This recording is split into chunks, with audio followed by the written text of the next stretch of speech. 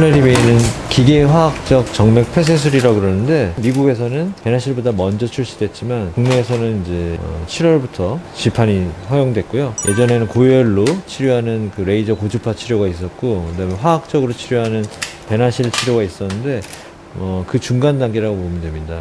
이 카테터 끝을 보면은 볼펜 팁처럼 쇠로 된 부분이 있어서 이 부분이 분당 3,000회 이상 돌면서 혈관 벽을 긁어주고, 그 다음에 저희가 약을 쏘면서 혈관 벽 내로 약이 침투하는 방식으로 혈관을 폐쇄시키게 되는 치료 방법입니다. 준비를 해 보겠습니다. 이렇게 혈관 안으로 바늘이 잘 들어갔고요. 혈관칩 시스라는 기구를 넣습니다. 혈관 안으로 들어가는 통로를 확보해 놓은 거고요. 그 상태로 바로 클라리베인이 들어가게 됩니다. 혈관 지나가는 경로는 대부분 초음파로 확인을 하게 되고, 굉장히 꼬불꼬불하거나 특수한 상황이 생길 경우에는 혈관 조형 장비를 이용해서 지나가게 됩니다. 혈관칩 안으로 클라리베인 여기 들어갑니다. 여기 보이시죠? 혈관 경로가 일직선이지만은 않기 때문에 꼬불꼬불한 경우에는 그 클라리베인 앞쪽에 있는 커브를 이용해서 이렇게 방향을 바꿔가면서 혈관 안으로 들어가게 됩니다. 이 혈관을 건드리지 않고 중간에 구멍 내거나 상처 내지 않고 뿌리 부분까지 진입하는 게 제일 중요하고요. 일단 진입을 한 다음에 이 위치를 맞추는 게 가장 중요하고요. 이 뿌리 부분에 지금 도착을 했습니다. 이제 약물을 장착하겠습니다.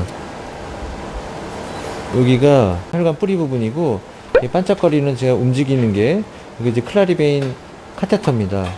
이게 이제 뿌리 부분에서 도로 회전하면서 이 부분부터 치료하게 됩니다.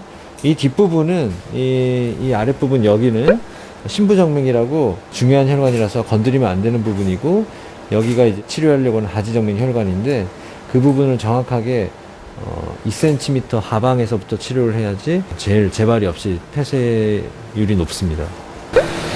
클라리베인이 정확한 위치에 준비가 된 상태고, 이제 약물을 장착한 다음에 이제 이렇게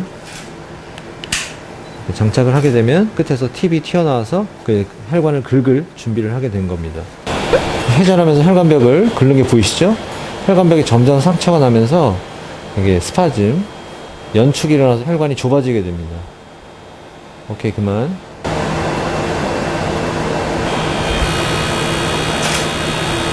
혈관벽을 긁으면서 약물을 방출하게 됩니다. 첫 구간 치료를 하고 나니까 이 혈관이 굉장히 스파즘이 오면서 아까보다 혈관이 좀 좁아져 있고요. 이제 긁어낸 그 상처 때문에 혈관벽 그 내막이 굉장히 지금 두꺼워져 있습니다. 혈관벽에 손상을 입은 거죠. 약 침투도 좀 돼 있을 것 같고요.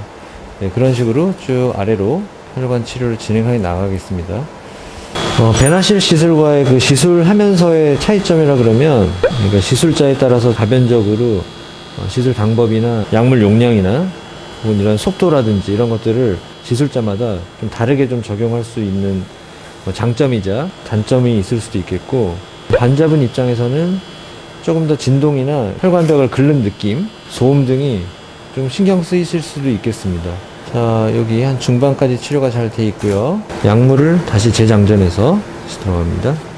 이 클라리베인에 쓰이는 이 경화제라는 약은 STS라고 하는데, 혈관벽에 상처를 줘서 혈관을 막는 용도로 하지정맥류나 정계정맥류, 골반정맥류, 또는 이제 다른 정맥류 쪽 질환이나 아니면 정맥기형 등의 광범위하게 쓰입니다.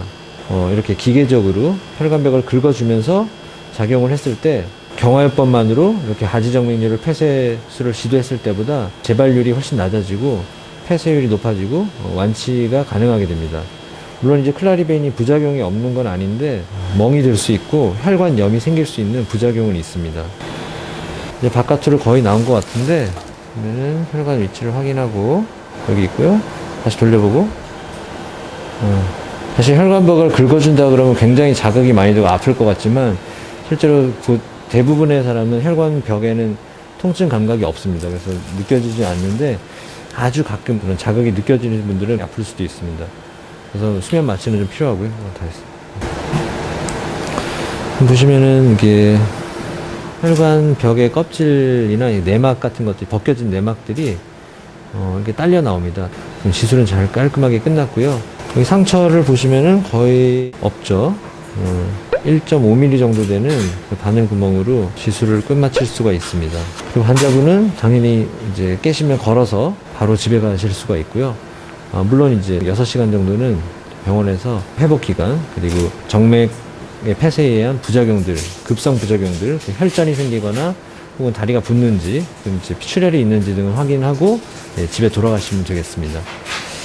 치료한 혈관을 보면은 아까는 혈관이 넓고 안에 혈류가 많이 보이는 굵은 혈관이었는데 지금은 완전 폐쇄는 아니지만 지금 굉장히 수축돼 있고 그 다음에 내부의 혈류가 다니는 공간이 보이지 않습니다.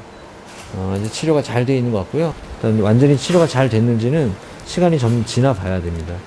배나실 같은 경우에는 그 즉시 그 약물에 의해서 혈관이 바로 붙어버리는데 얘는 바로 붙어버리진 않고 혈관의 벽에 상처를 낸 다음에 우리 새살이 돋는 과정을 통해서 혈관벽이 완전히 폐쇄되는 거기 때문에 정기적인 검사가 필요합니다.